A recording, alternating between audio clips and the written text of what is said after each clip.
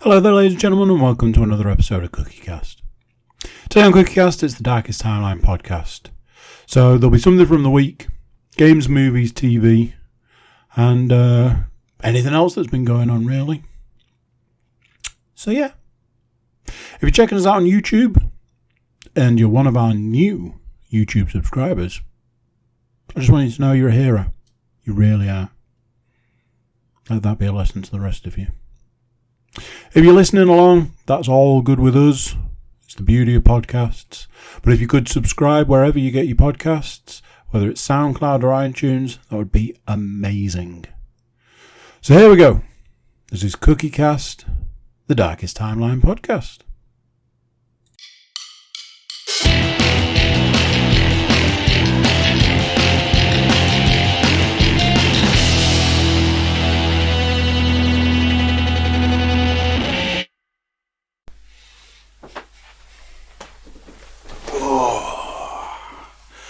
All my noises. I do this every time. Not every time. I do this sometimes. I line everything up. I'm like, that's perfect. That's going to capture the most audio possible.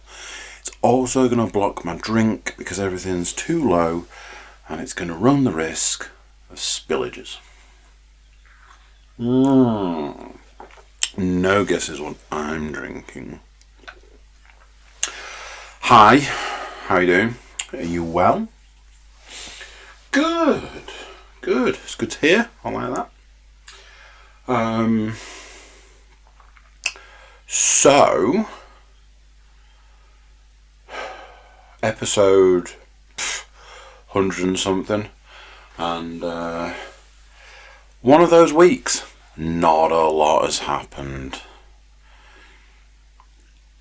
which in a podcasting world doesn't make for a lot of content. I was really like, what I forgot. I looked through some stuff and I was like, there's stuff there. And we'll just have to see how it goes. And then I was like, do you know something? Every time I'm like, I ain't got anything to talk about this week, it always ends up being like an hour and a half podcast because it's just the way it goes. So, see how we get on. See what we got. I've got things to talk about, like the stuff that I've got to talk about. Sounds weird, but the stuff I've got to talk about, I've got stuff to talk about. So, fun one to start with. Love a fun one. I don't really use Netflix. That might come as a shock to some people.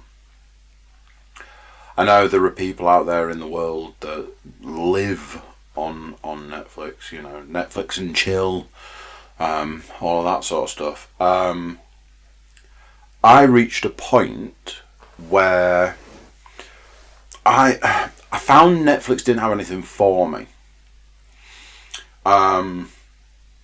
And I started using Amazon Prime a lot more because I was watching movies a lot more. And Prime's kind of my go-to for movies.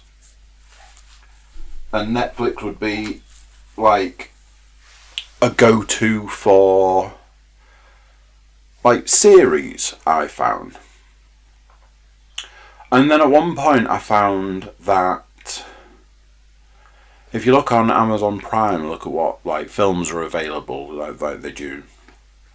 I think it's daily film updates. Certainly weekly at the least. If you wait, a few days and then go to Netflix have got the same films that Amazon Prime have, and it's basically, it would appear that Netflix just sit and wait to see what Amazon are putting up, and then a few days later they put the same thing up. Obviously, it's a business model. I don't know if there was a point where I just decided there was too much on Netflix, spoilt for choice sort of situation. And the number of times I've sat down, like, I've got a meal, I'll watch something on Netflix and spend the entire meal just flicking through and watching the little advert clips, trailers, whatever you want to call them, and never actually watching anything. So quite a while ago, I moved away from Netflix. Every now and then, I do go back, like if there's something that I know is specifically there that I want to watch. A couple of weeks ago, I ended up going on to Netflix. And I was, logging in, and living in a house where there's more than one person, you get that whole, who's using Netflix screen. And I was like, oh, here we go, look at this. Like, there's my account, Leanne's account. And another account, a third account. I was like, oh man, one of the kids has obviously, lent on the remote or been messing around pressing buttons and has inadvertently created a Netflix account. And it had a funny name and all of this. Like, very much like somebody's lent on the keyboard kind of name.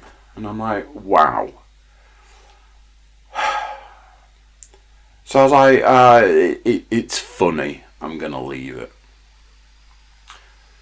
So I started scrolling through Netflix to try and find what I was looking for. And ultimately ended up not watching anything. But at the time, some of the trailers that were playing, I was like, what the hell's going on with this trailer? Why does it seem like it's in a foreign language? That doesn't make any sense. Like, some trailers were, some trailers weren't. But more than one, like at one point I'd put a film on and it started playing in a foreign language. And I was like, that's just weird. A little bit annoying, but hey. Disney Plus did it to me once. I put a trailer on Disney Plus and it played a foreign trailer for the film. It was very strange.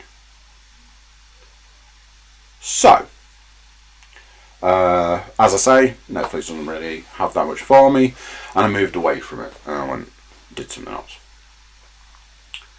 Probably a week passed. And again, and the weird thing is, I can't tell you what I was going on to Netflix for. But a week later, I found myself on Netflix. Scrolling through. I don't know whether I was looking for something or just looking to see if there was something. And again, I was struck by the knowledge that a lot of the little trailers that were playing in a foreign language. Now, by this point, I'm like, hang on a minute. We're up to like 50% of the stuff that's on Netflix now is in a foreign language. And it's the same foreign language. That's a strange coincidence. If one trailer played in French and the next one played in Italian and the next one played in Spanish, I'd be like, Netflix hasn't got a clue what it's doing. Like, maybe I have to uninstall the app or something, I don't know. So, whilst I'm on Netflix, I was like, do you know something, I'll go and look for something that I've watched previously. So I scrolled to the continue watching section. So there's a film that at some point I'd had on. And I started scrolling through the section, continue watching, and I'm like, I haven't watched that film. I've never seen that film before in my life. Why would Netflix believe that I'm halfway through watching that film? next time across something that I've seen or I've watched at some point. The next item is another film. And this was the thing, because I was like, that is not a film I've ever seen. It's not something I would watch. And I can pretty much guarantee that although she watches some random stuff, that's not something that Leanne would sit down and watch. What the hell? Went through the whole list. At the whole list, 80% of the continue watching was made up of films that I have never seen, have never watched half of, and would never watch. I'm like, this is getting a bit strange. So I know what to do. Let's go down to the watch again section. Go to the watch again section. I was like, here we go. This makes a bit more sense, because it was like, Bert stand-up, Tom Segura stand-up, Bill Burr stand-up, random film I've never seen before. Right? What the hell is going on here? And then I remembered something. Now I'm just wondering if I remembered that a little while ago I had an email.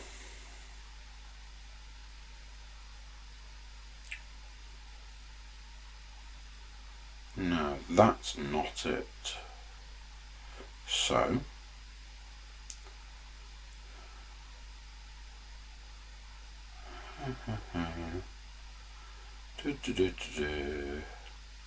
is it this one? Yes, it is. So, on the 27th of April and the 25th of April, I had 2 emails, one a day, 25th and 27th of April, from Netflix. Now, I get a lot of these, and more often than not, these particular ones are press this button and we'll steal all your data and your money. But a tiny little bit of something was like, why would I get 2 of these emails? Usually you get like one every now and then. New sign in to your account. We've noticed a new sign in to your Netflix account with your email address on a smart TV in Paraguay. So I was like, yeah, okay. Basically, it goes on to say if you've signed in recently, then you don't need to worry about it. But if you haven't, you might want to change your password. And then another email 2 days later saying exactly the same thing. I'm like, Now, because it had like partially pricked my interest, but I didn't think anything of it because I thought it was a scam, I was like, man, whatever. And then they all the individual pieces began to slot together. So somebody in Paraguay has hacked my Netflix account and has had the brass fucking balls to set up their own user on my account, change the language so that it plays in Spanish, and has then just been having at it, watching garbage fucking movies for God knows how long. 3 weeks at least. The absolute brass fucking balls of it.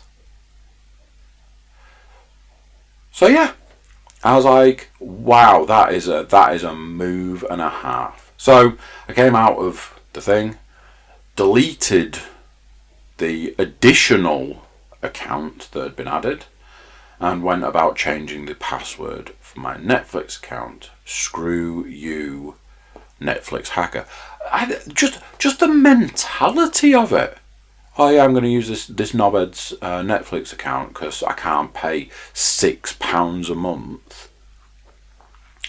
But rather than being sneaky about it, I'm going to be balls out and set up my own profile. What an absolute whatever. Fuck you, stealing my fucking Netflix. Maybe somebody was like, well, you don't use it. You're right, I don't use it, but I don't want you using it while I'm paying for it.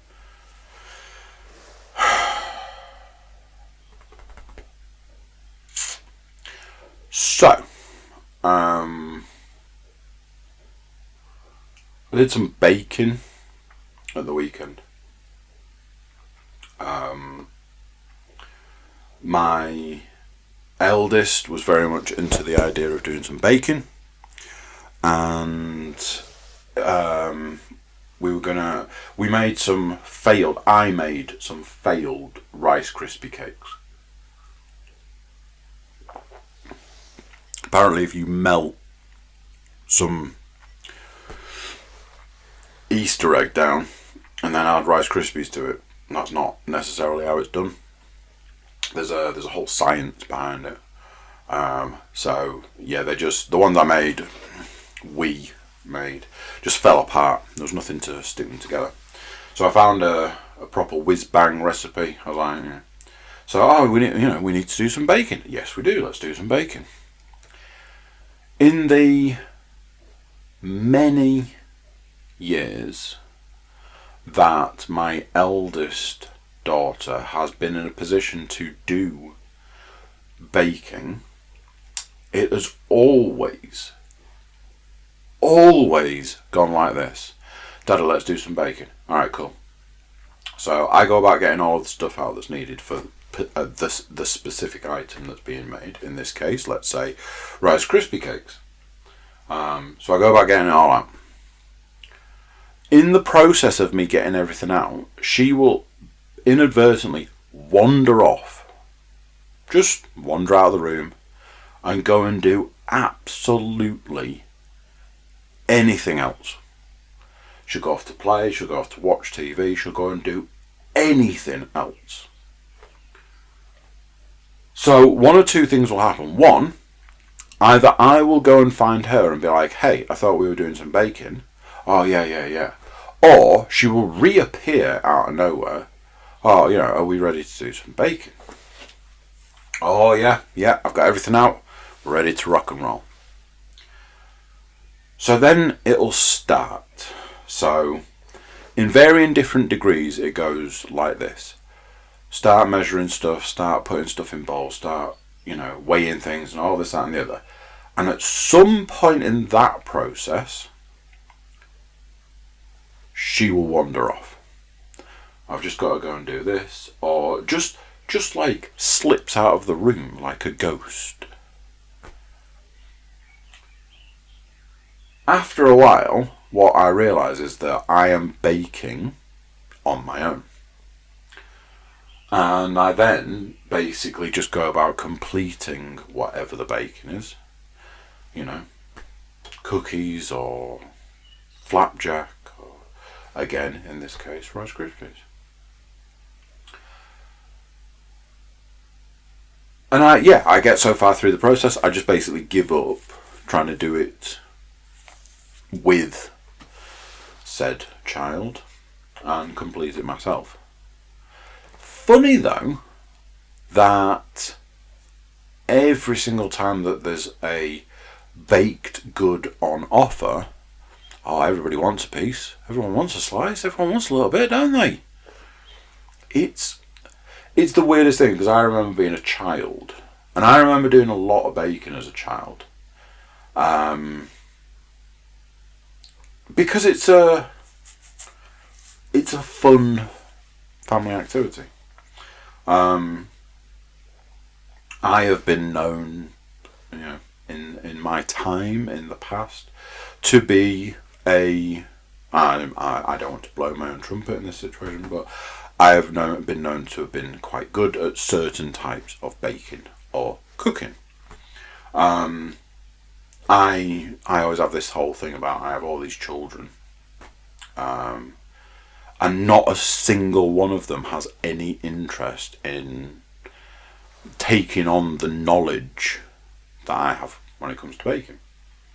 And I think that's there's some form of karma in there that it's like, oh, I have this knowledge and this information to pass on, these little secrets and these little tricks of, how to make this, do this, and that, do that.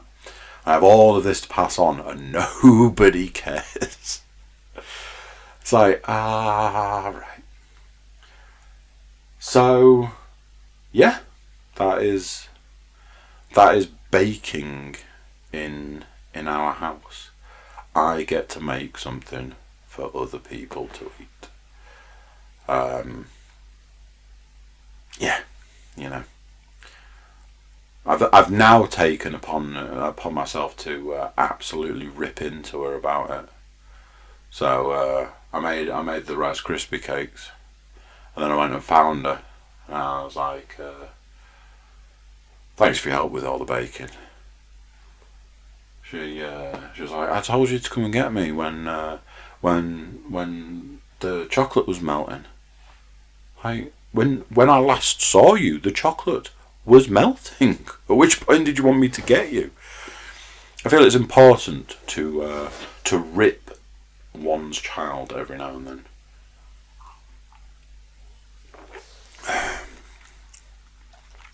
So yes, Rice Krispie cakes are lovely. Chocolate orange flavour. Lovely. So that's my eldest and her amazing baking abilities. It works real well. It works real well. Because something gets baked. You can say, "Let's do some baking," and then it magically appears. The weirdest thing, I have a cat. One of the many things that lives in my house, whether it's animal, vegetable, or mineral. I have a cat who is absolutely obsessed about watching you make things in the kitchen. Like, he would happily come and watch you make an entire meal, or bake something, or make a particular drink, or anything like that. He's absolutely obsessed with it. And I comment on it all the time. I'm always like, maybe I can pass all of my knowledge on to you. So much so that I wrote a children's story for, I was going to say for my middle dog, but for all of the children, about the cat becoming a chef. So yeah. So from eldest to middle daughter. Daddy, I want to go to the park. Okay. So, school, preschool, whatever, have taken them to the park. Now, personally, in the middle, I keep saying in the middle, to be fair, we are probably coming to the back end of a global pandemic. I don't feel the park is the place to be. I'm pretty sure that parks were listed as like one of the most high risk areas. I'm sure the parks were actually closed up to a certain point. So yeah, I'm informed that the school, preschool, have taken them to the park, and I was like, do you know what? I feel that that's wildly irresponsible. I get that it must be quite difficult to keep X number of children entertained for X amount of time. But I feel that that's wildly irresponsible. However, conversation with Leanne, and she was like, well, you don't know that they haven't taken stuff with them to sanitize and sterilize the equipment as well as the children. Like, fair enough, this was after going to the park, and I said, well, we did take hand sanitizer. So, Daddy, I want to go to the park. oh. Now, obviously, I didn't say this, but I was like, darling, I don't want to go to the park because I don't want us all to get sick. So, Daddy wants to go to the park. Daddy wants to go to the park. Every moment, it was like, oh, what do you want to do? Daddy, I want to go to the park. And with the thing with children is that you reach a point where you realise, I think we're going to have to go to the park. I think that's what we need to do. So I had to suck it up and be like, right, let's take some hand sanitizer and go to the park. So, in hindsight, and this is another one of those situations where I should have gone with my gut. Because just as we were leaving the house, I was like, I might take a mask. I think I should take a mask. Because the one thing that I've always seen through the whole process of this is any time I've seen parks in full swing with like quite a few people in and around them, all the adults are not observing social distancing. Now, I get the whole, well, you're outside sort of situation, but from my perspective, I still think that we should be observing social distancing. So I was like, maybe I should take a mask. In hindsight, I should have absolutely taken a mask because I was faced with more than one situation of other parents not observing social distancing. Anyway, we go to the park. My eldest demonstrates that she can do the monkey bars, and we have a conversation about a time when she couldn't do the monkey bars and how she is now in a position to do the monkey bars. And that I'll come back to. The middle daughter decides, I want to do the fireman's pole. Okay. So we go, and it's a process of, she reaches, I basically pick her up, and she kind of mimics going down the fireman's pole, which is ultimately me just lifting her from up high and taking her to the ground. So she's on this swing, she's on that swing, she's on a slide, she's on the houses that they make, that they've got all sorts of different steps and ropes and all this and the other. She wants to go on the monkey bars, so I have to pick her up and carry her across the monkey bars. We do this a few times. Back to the fireman's pole. Back down the slide, so on and so forth. Gets to the point where it's like, fireman's pole, fireman's pole. I was like, darling, why don't you do the fireman's pole? So we get to the point where I'm like, you can do this, you should do it. It's a case of when daddy holds you, you reach out and you slide down. But basically you can reach the pole, so you can just do it. I'm here to catch you. Job done. So, as with a lot of things like this is not the first time in the last few weeks that there's been a situation where we've been in a park and I want to do this turns into I can't do this. And it's this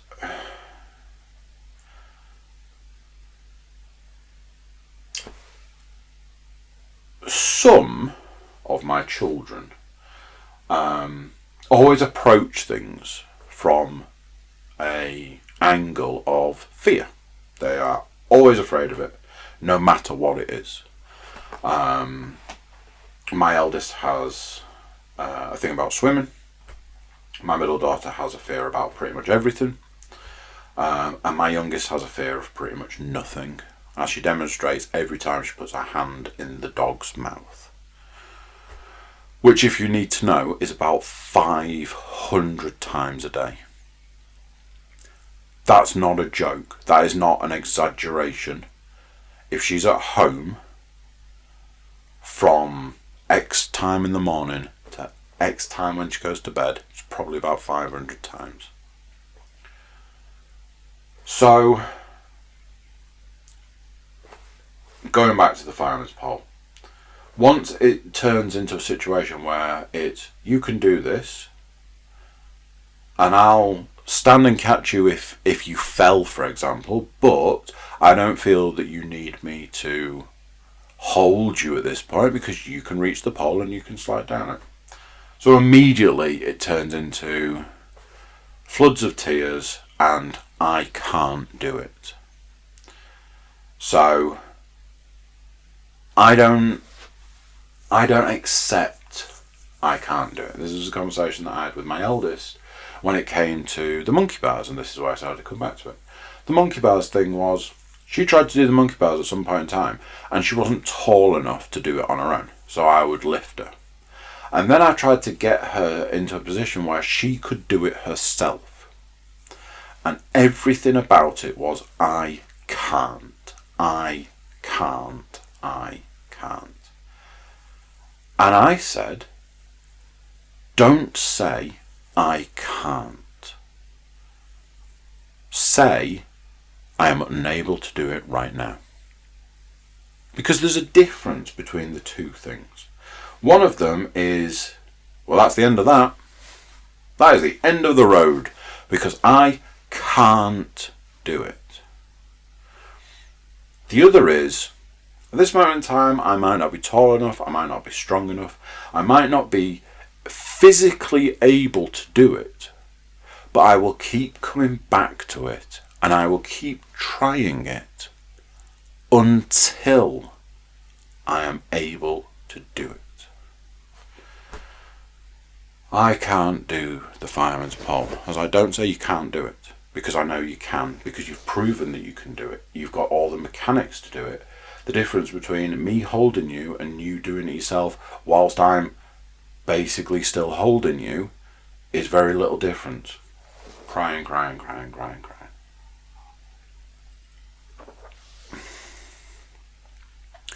So I was like, right, okay, so we need to go home then, because you can't do it.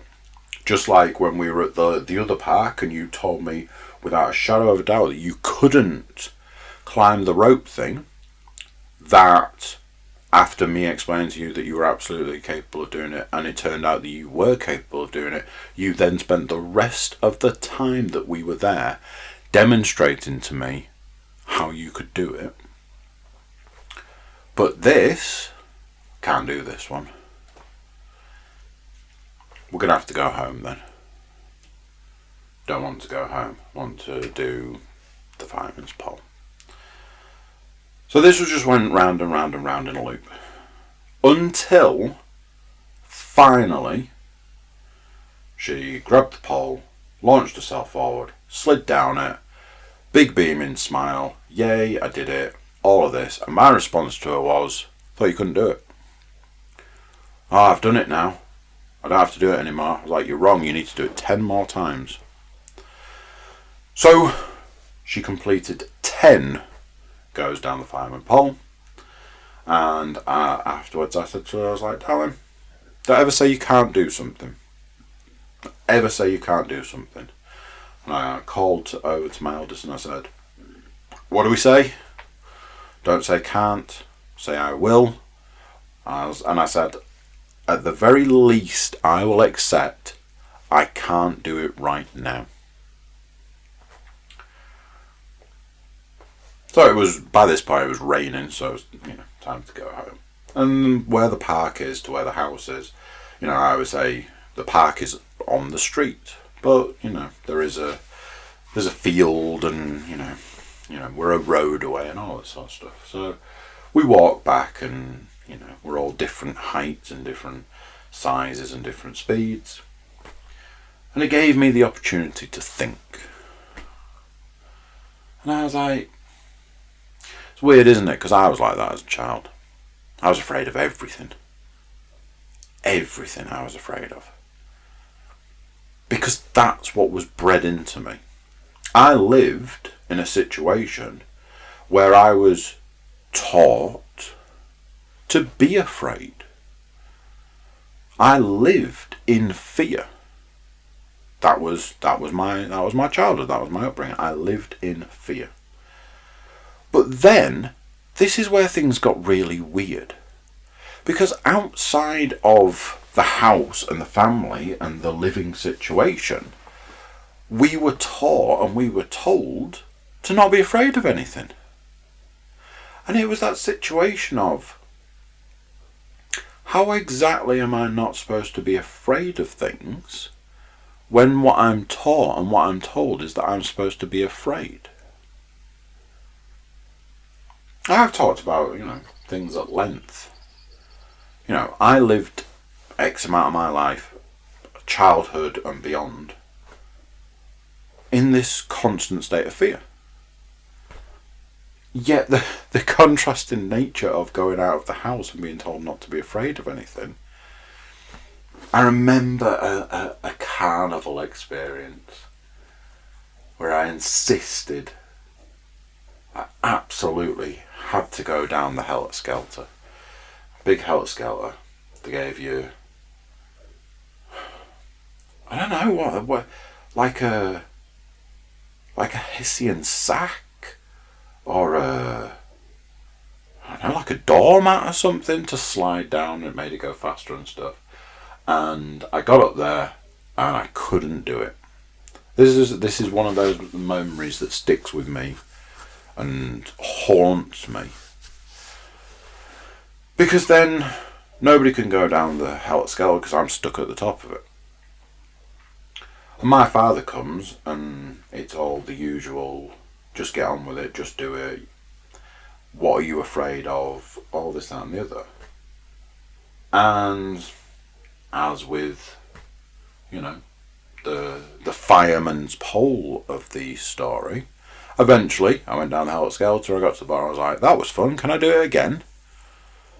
But the bit in between, all the fear, everything rooted in fear. And then I look at the situation where the fireman pole's presented, and it's like,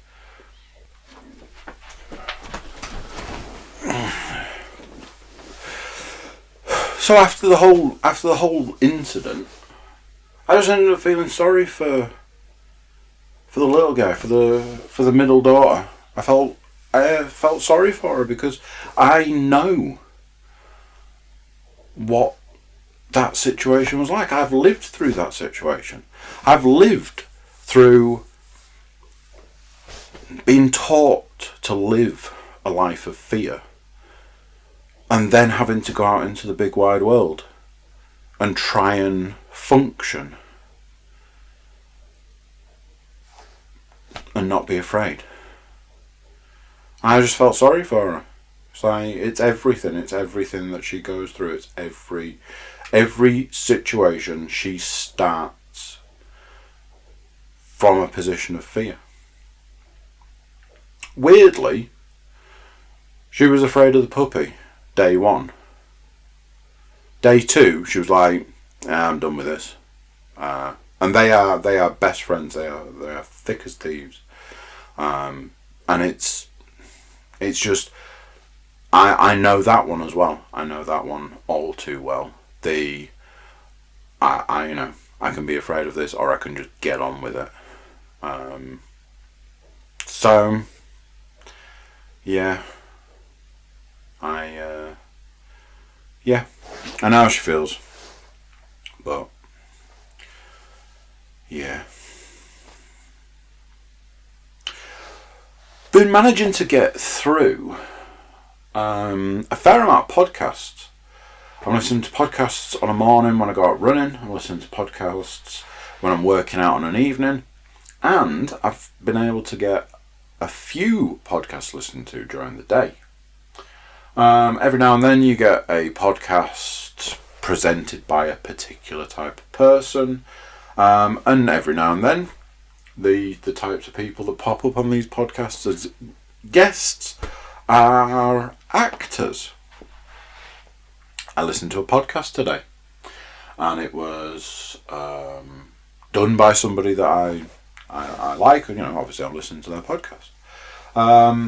And they had an actor on, and I was like, who is the actor they've got on? Oh, this actor in question is an actor that I enjoy watching.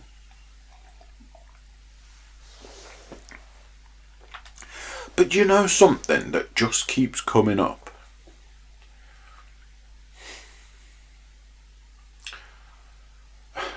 This is just going to sound...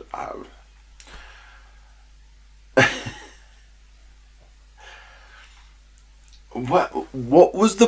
Where did it happen? Where was the point where someone decided that all of these actors...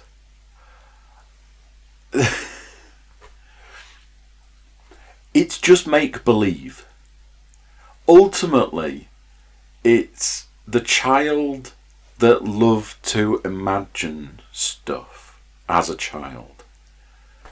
One of my children can literally slip into a fantasy world at the drop of a hat. This item is not this item, it's this item, and this is a fantastic item, and there's a song that goes with it, and this doll's doing this, and that doll's doing that. But it doesn't even have to be a doll, it can be literally anything. And it's amazing. But isn't acting just the child that didn't grow up? Because it's all make-believe. And I'm not sure if... And this is the thing. I enjoy movies. I enjoy TV. I enjoy even animation with amazing voice actors. I enjoy it all, and I agree that every now and then you see a movie and it's like a movie is amazing, and then you've got you've got Oscars and Golden Globes, and this person gets an Oscar for this. You've got let's see. Joaquin Phoenix's performance in Joker, just of course that's worth an Oscar. Likewise, if he'd have still been alive, Heath Ledger in the same role in the Joker. To move away from the Joker, one that always strikes me, the Javier Bardem from No Country for Old Men.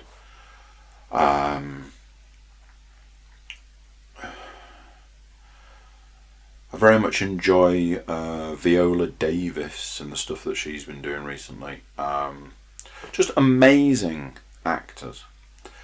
But more and more recently, there's all this stuff about the actor that helps to edit the movie, and the actor that got a note on their acting that they didn't appreciate, and the actor that they're listed as an actor, but basically they directed the film, even though the film has a director, and it's this weird situation. I listened to a podcast today, like I say, somebody that I enjoy listening to and have done for years, had the director of a film and the main actor of said film. And it was, I thoroughly enjoyed this film, it was amazing. Talk to me about it. How did you come up with the idea? And, I came up with the idea like this. And then we go to the actor, and the actor's like, I acted like this and I did that. That is all fine. But by the end of the podcast, the director wasn't really the director, they were just along for the ride, because let's face it, the actor was the true director. And they were responsible for getting all the money together for the film, and they got all the meetings sorted to get the green light for that. And after a while, it's like, oh wow! And then there's a real this real pretentious nature around. It's just make believe. So because of that, we have to make it out to be bigger than it actually is. And again, coming back to, there are some amazing actors out there in some amazing roles, and I love, all of that stuff. And I am repeating myself here, but I don't think we should mix these things, it's playing make-believe and, we should just take it for what it is. I'd seen a quote at some point. It's to do with one of the Avengers, like one of the big Avenger films, like, won't have been Infinity War, must have been Endgame. Brie Larson making this comment about how she uses her platform to do this, that, and the other. And then it went to Jeremy Renner, and he was like, I'm just an actor, I'm just acting a role, and that's kind of that, really. And that to me was exactly what it boils down to. It's the difference between this sort of, what feels like this new age type, I'm an actor, but really, I'm more than just an actor, versus, I suppose, like the old school, like, I turn up on set, I say my lines, and I go home. It's a very bizarre thing. And like I say, and this was the thing, this was what made me think about this was, I like the actor in question from today's situation. This is not the first time that I've come across this. I like the actor in question. I really enjoy the roles that this actor plays, and I find them to be amusing in and out of various characters. But they went from being, oh, I quite like that actor, to, oh, wow, you are really full of yourself. You do know it's just acting, and like I say, just acting, but whatever. I do feel like I'm digging myself into a bit of a hole on this one. So, let's move on. Bit of a weird one entertainment-wise. I was sure, absolutely adamant, that I'd watched a film this week. No idea. And then ended up with, I don't think I have. What I've written down here is, I've been missing episodic TV. I am a man who hates episodic TV. What I mean by that is, when they release an episode a week, like they used to, And I've seen recently a lot of studies done around episodes of TV series being released weekly in a Netflix world, coming back to Netflix, in a binge-worthy world. But it goes back to the times when you used to sit down, you used to watch a particular show, at a particular time of day, and then you talk about it. And in a world of binging TV, you don't talk about stuff. You talk about, oh, did you see X series? Oh, it was good, wasn't it? And that's it. That's the end of it. Cost X number of millions of dollars to make. Cost X number of hundreds of hours to be summed up in, yeah, it was good, wasn't it? Ah, yeah, I loved it.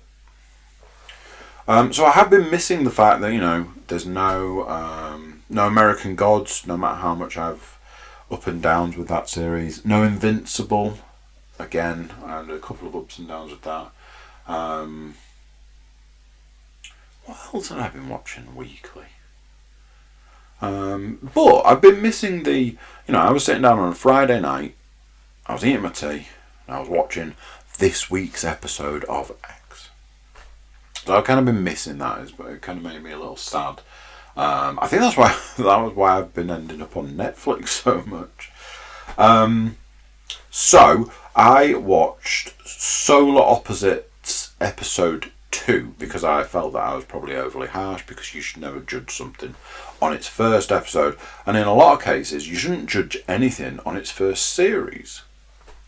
I recently listened to a podcast in the last week where they mentioned Solar Opposites off the back of Rick and Morty, and saying how good it was. So maybe I was a bit harsh on that. So I watched the second episode, and if you ask me now what it was about, I couldn't tell you, because it physically couldn't hold my interest. And it's not like I was sat on my phone whilst it was on. I was eating.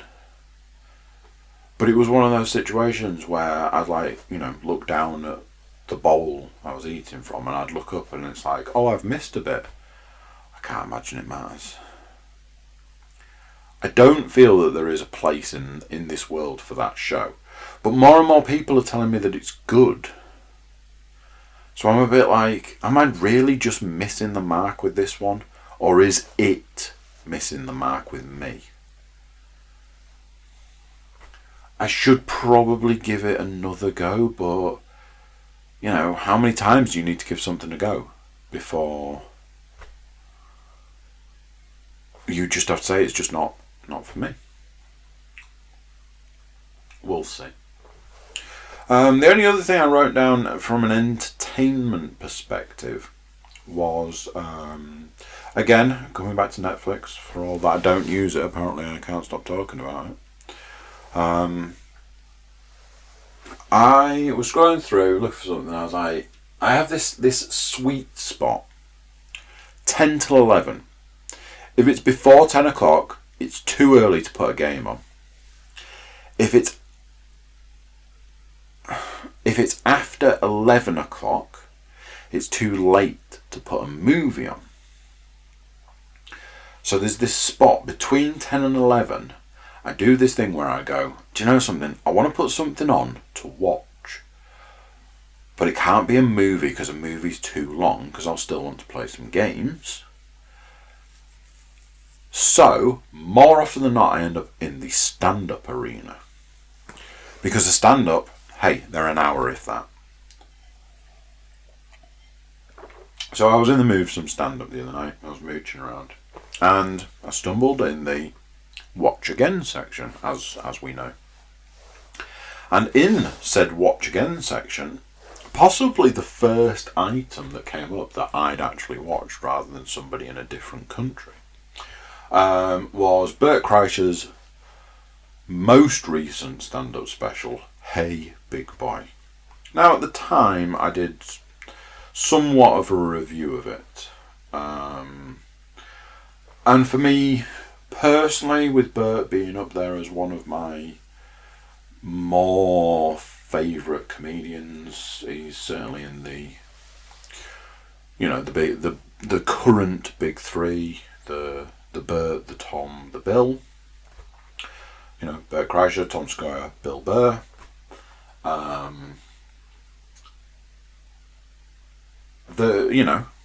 If you follow through, certainly the specials that are available on Netflix, The Machine, Secret Time, and Hey Big Boy.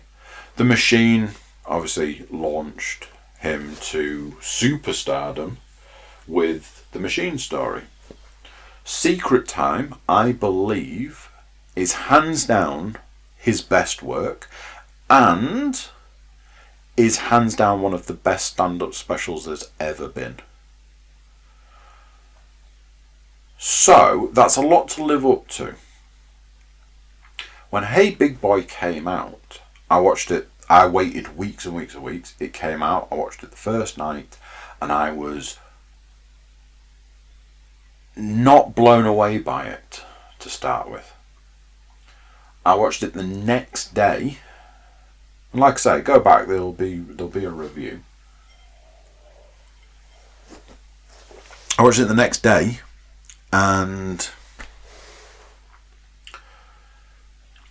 I was less enamoured with it. I have seen it twice since then, and it brought me to a point where I started to think that A, it wasn't actually that good. It wasn't a very good stand-up special. It wasn't very enjoyable in a lot of ways. It seemed to be, in hindsight, when I looked at it, I was like, pretty sure it's just like, two or three, maybe a few more really long stories that just so happen to have funny bits. I was like, there's stuff with the coffee shop, there's the stuff with the guns, there's the stuff with, he always talks about his daughters and stuff. I think that might be it. And a couple of things started happening. One, I started really disliking it as a special. And two, I started to wonder if Bert had been a bit of a one-trick pony in a weird way. That maybe he'd just been like super lucky with his previous specials. There is another one. I want to say it's called Comfortably Dumb. But don't quote me on it. And I've never seen it. I've seen clips of it. But I've never sat down to watch it from start to finish. Anyway. I'm scrolling. I stumbled across Hey Big Boy. And I'm like, do you know what? I haven't watched it in a while. I'm feeling generous. Maybe I was overly harsh on it. I'm going to watch it now. Sam always says to me, why do you watch stuff that you don't like? And my answer's always the same. Because one day, Sam, you might realise that you do in fact like it. But why would you do it if you don't like it? And for this very reason. I sat down to watch Hey Big Boy. I watched through it. And I really enjoyed it. I probably enjoyed it more this time than the first time. And here's the thing. There is a thing about stand-up specials. Some of them aren't impactfully funny the first time out. Some of them aren't funny the first few times. Sometimes you have to watch something a few times before you really get it and get into the groove of it. And then sometimes it ends up being like, that's possibly the greatest stand-up I've ever seen. I had it with a few. I had it with Bill Hicks way back years ago. I had this thing where I watched the first ever stand-up special of his that I'd seen. And I didn't like it. I didn't think it was very good. I didn't laugh. And then I watched it again and thought it was one of the most amazing things I'd ever seen in my life. Stand-up is weird like that. So yes, I can say I sat down, I watched Hey Big Boy again, and I really enjoyed it. It was exactly what I needed at that point in time. So there you go. And you know something? I'm already thinking I'll probably watch it again at some point. Computer games. Now, anybody who's a long time listener will have noticed that yes, VR seems to have taken a hiatus from the podcast, from my life, and so on and so forth. Anybody who's been listening more recently will know that that is largely to do with the puppy. And anybody that will be listening along will know that I keep threatening that it's going to come back. It is going to come back. I imagine in the next couple of weeks there's going to be another change of things. So watch this space. I have bought 2 games recently. Both of them from the same franchise. I bought Resident Evil 7 and Resident Evil 8. Reason being is that I kept seeing videos, reviews, and so on and so forth for the fact that they just released Resident Evil 8, and all of a sudden I was like, I think I want to play this game. Looks good, it's getting good reviews, doesn't look like Resident Evil 7, which looked super creepy. I avoided that game like the plague. I was like, I gotta get as far away from this as possible. Started talking to Sam. Sam's played literally every Resident Evil game from the first one to Resident Evil 8 recently. And he's just been saying to me constantly, Resident Evil 7 isn't that bad. It's not as scary as you think it is. It's more this and it's less of that, and so on and so forth. And I've been very much like, but I've seen the trailers, I've seen gameplay footage of this game, I've seen reviews of it. it all it talks about is how scary it is, how creepy it is, and all of this. No. I assure you that is not the case. The enemies don't do this, and it's just this bit at the beginning. But if you can get past... This went on for ages, and I was like, look, I'm just going to buy Resident Evil 8 and play that. Well, I really do think you need to play 7 because it's a direct sequel. And my response was, crap. Because, being the way I am, being the person I am, being the way I operate, there's absolutely no way I'm just going to skip a game. So, it began. The process. I have a conversation with Leanne about it. She's like, get it. I can't get it. It's super creepy. Is it though? Is it going to be that bad? So I tell her what Sam said. She's back on the get it. What makes it worse is I find a copy of it for £11 at a place that I have credit for. So it was basically going to cost me nothing. Next thing, Leanne's like, I'll play it with you. So you'd have to play it on your own. I'm like, really? Yeah, I'll play it with you. So I was like, okay, here's an idea. I'm going to watch some actual gameplay footage. Which I did. And this veil of it's scary, it's creepy, all that started to sort of fade away a little. And be replaced with, it does look fun. Now bearing in mind, having played all of the Resident Evil games, Sam is saying that the two best Resident Evil games is the remake of number 2 and number 7. And I'm like, I mean, it's high praise. So in the end, I bit the bullet. I bought 7, I bought 8. Let's do this. 8 obviously turns up almost immediately. 7 took nearly a week to turn up.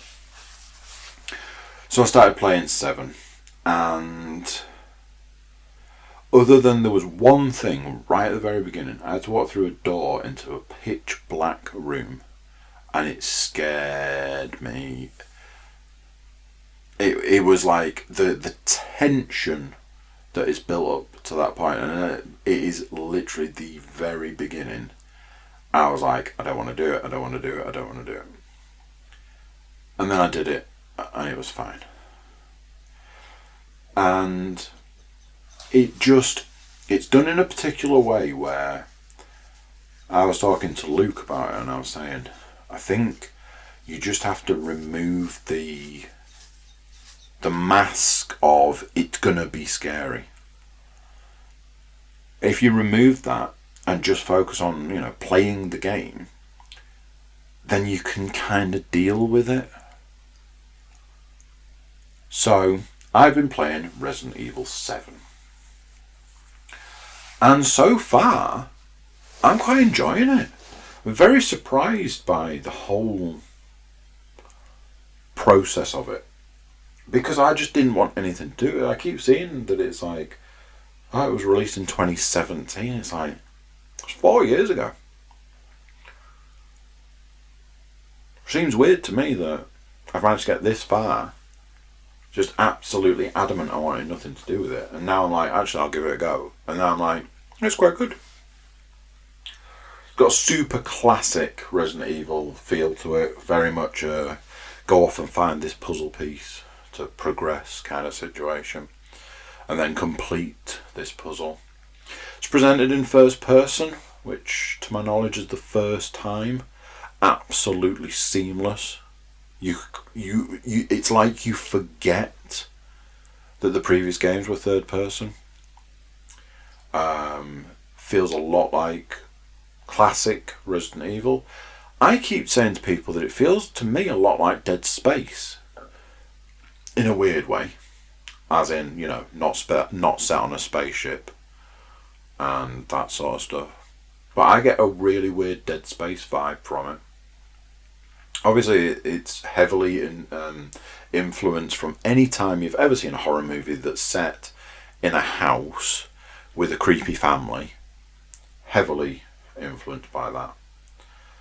But it's weird to say, so far it's been almost an enjoyable experience. I don't want to ruin anything because I'm not super far into it. It's difficult because I generally only play it when Leanne's around.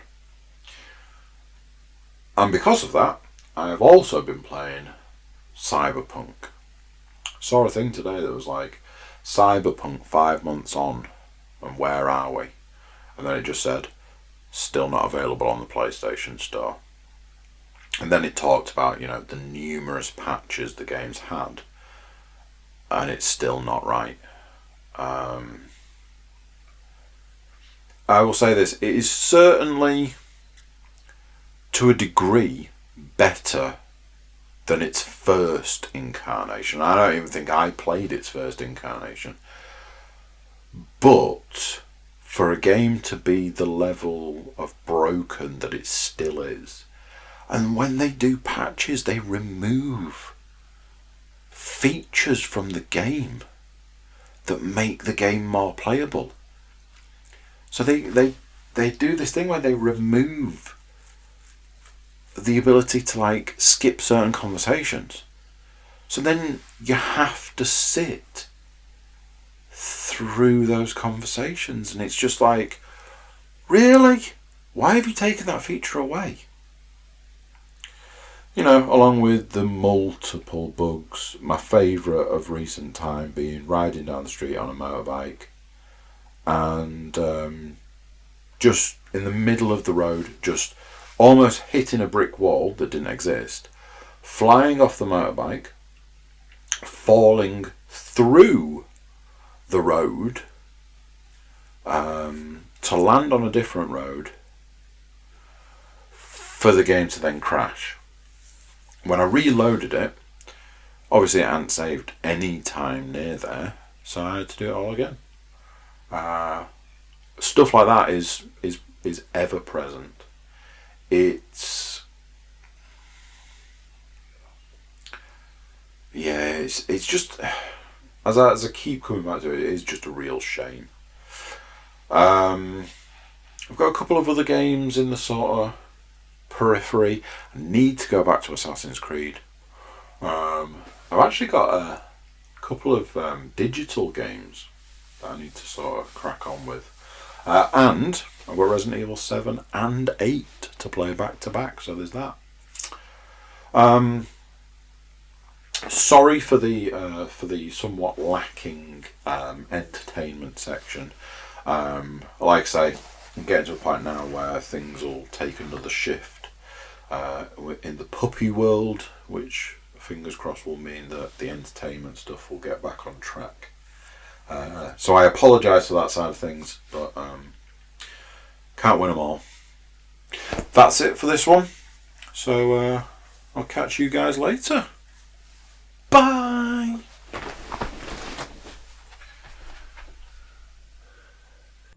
So there you go. What do you think to that? Another one done. Another one gone. So many. Just so many.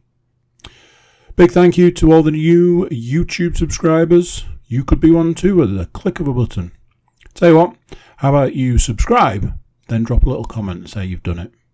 Who knows? Maybe if enough people do it, there might even be a prize in it. You can do the same on the audio side of things, whether it's SoundCloud, iTunes, or wherever. Drop us a comment, let us know you subscribed. We'll hook you up with a prize. So there we go. That's it for this one. Until next time, I'm going to say bye, and I'll see you then.